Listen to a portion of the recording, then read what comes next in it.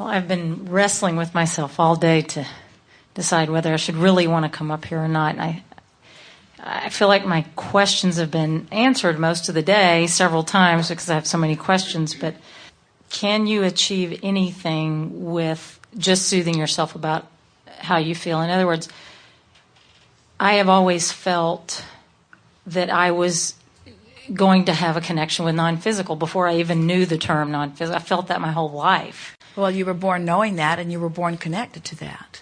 You were born remembering it. You were That's born right, I remember it, but yes. I don't manifest it now. Well, not all day, every day. But now this is a very good example of what. So that statement, I remember it sort of, and I want it intensely, but I don't know how to get there. That sort of makes you feel gripped, doesn't it? Yes. In other words, I remember this thing that I really, really want, and I don't know how to get to it. So feel the tension in that statement. And now soften it by saying, well, I do remember it. I do remember it, and sometimes I do feel that connection. Yes. And I think that we all have it, and I know it's there for me. And as I just relax a little bit and let it in, I'll have it more. And that might be enough for that setting, for that moment. And then at some time when you see something and you feel thrill bumps move through you, and you stop and you smile and you say, that was it. That was an example of that. And then next time you're back in that same place, having that same conversation, then you remember that time you felt those goosebumps. And just little by little, you build your own case for believing in this thing that is so natural. But it's through feeling, through positive emotion versus sitting down and meditating and quieting your mind. The feeling is part of it, is what I'm asking. Here's the thing. The feeling is the response or the indicator to the thought. And the reason that meditating works well is because you quiet your mind, and when you quiet your mind, you stop resistant thought. But we've got to tell you, we would much rather see you consciously choose thoughts that feel better than quiet your mind to no thought. The reason we teach meditation, frankly, is because it's easier to teach you to have no thought than to have pure positive thought. But now, we're not teaching you so much about meditation or medication as we are about deliberately choosing a thought that just feels better. For what reason? Because it feels better. No, really, Abraham, for what reason? Because it feels better. No, really, Abraham, what's the real reason that you want me to choose this better feeling thought? Because it feels better. Yeah, but really, what's it for? In other words, where will that take me? Well, it will make you feel better. And you say, yeah, but for what? Because feeling better is what you remember. Yeah. Feeling good is that connection that you remember. Do you know what that connection to source energy feels like? It feels like glad to be alive. It feels like happy. It feels like proud. It feels like love. It feels like in love with life. That's what you remember, you see. That's that strong, strong memory that you remember. And you just got to coax yourself back there over and over on lots of different topics a little bit at a time. Connection is not some big, wonderful thing where source energy then tells you important things. Connection is feeling good, you see. And feeling good, all kinds of other wonderful things happen too. But connection is about the way you feel. Okay. Thank you. Yes, indeed.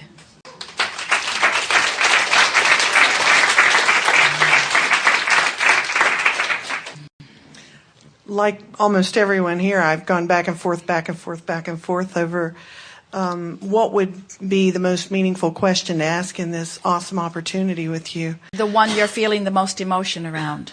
The one that comes to me is the awareness that in our journey as human beings, we're multifaceted into our thoughts, which we create from, our feelings, which our desires drive us towards our goals or our outcomes as we want them.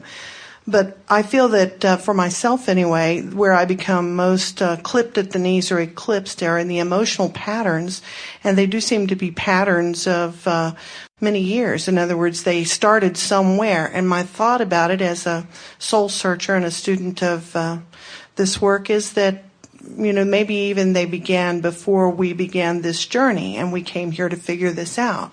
Well, remember, your emotions are your response to your thoughts. And your emotions are coming in your now in response to your thoughts.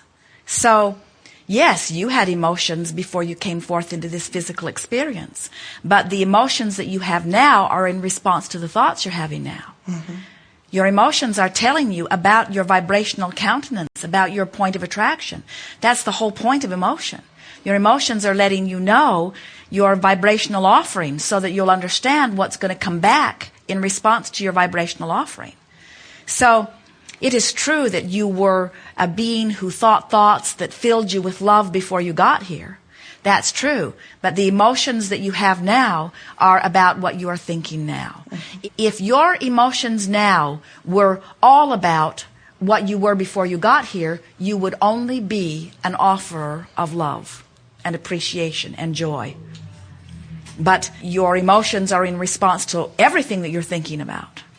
And that's why it's a bit of a roller coaster for most of you. Mm-hmm. Especially in relationships, whether it's family mostly, I would say, for the people that I talk to and myself included, because each entity or individual has their own free will, their own emotions, their own... But when you think about what we've been talking about all day here today, you have a newfound freedom, and that is, so here you're watching some member of your family, and you can't control their behavior. And so that's the action journey over which you have little or no control. But you've got this other emotional journey going on where you can bring yourself into alignment if you want to enough.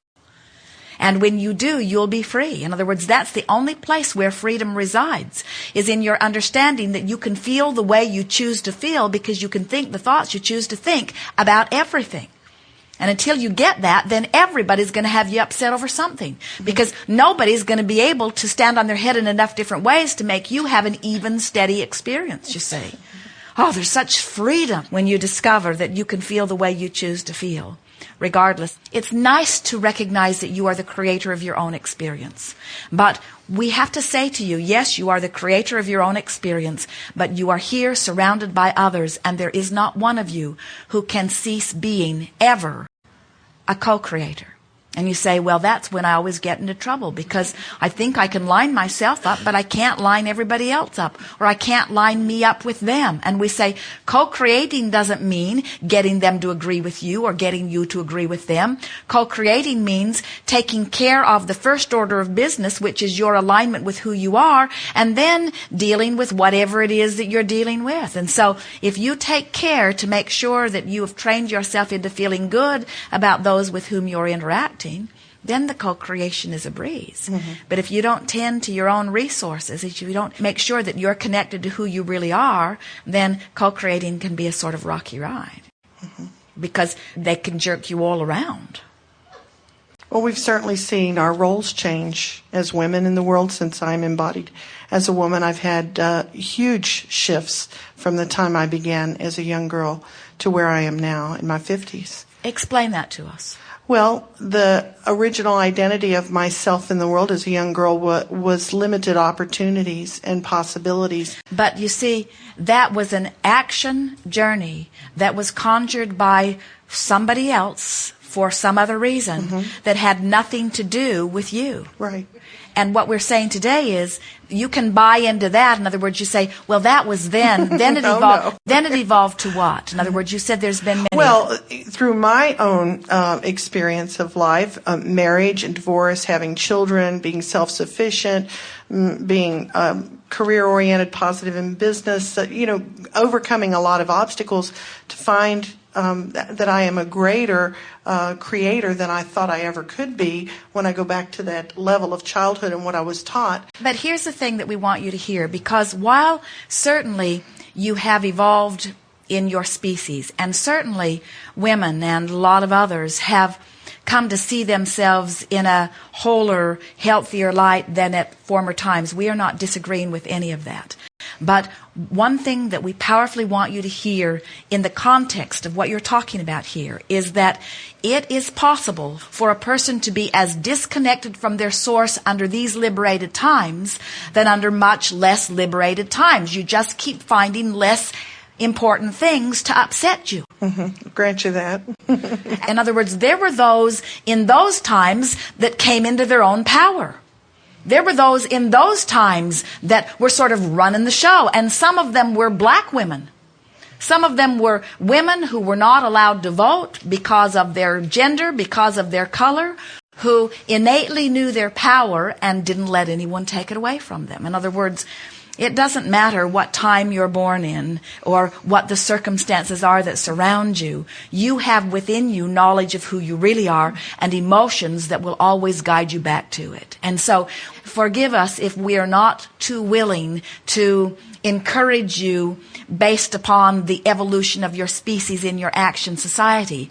In other words, there are those who would say, oh, these are far better times than before because we are more liberated in all of these ways. And then on the other side of the same coin, they will say, oh, these are far worse times because now there is the threat of terrorism, or because now we have all of these other things that we need to worry about.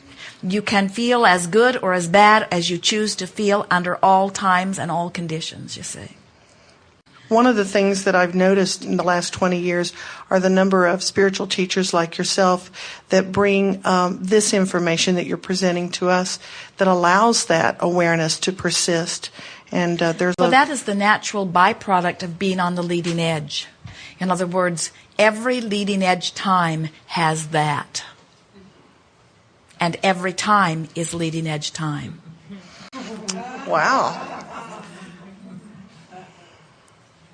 Would you comment on the eclipse we had last night and the effect it may have had, if any, on the energy of today?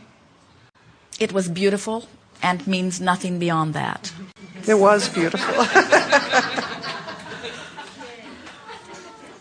Well, thank you. Yes, indeed.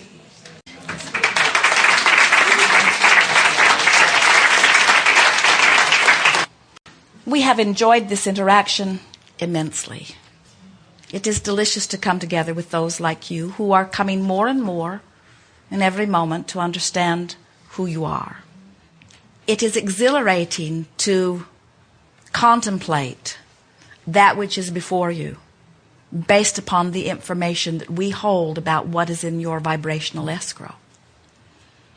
You've come a long way, even in this short time that we've been together today, at coming into vibrational alignment with who you really are. Keep your eyes open. There will be tremendous evidence of things that you have been asking for showing up in your experience in your immediate future, because you soothed yourself into a place of alignment and allowing that is more than most do in a lifetime. There is great love here for you. We are complete.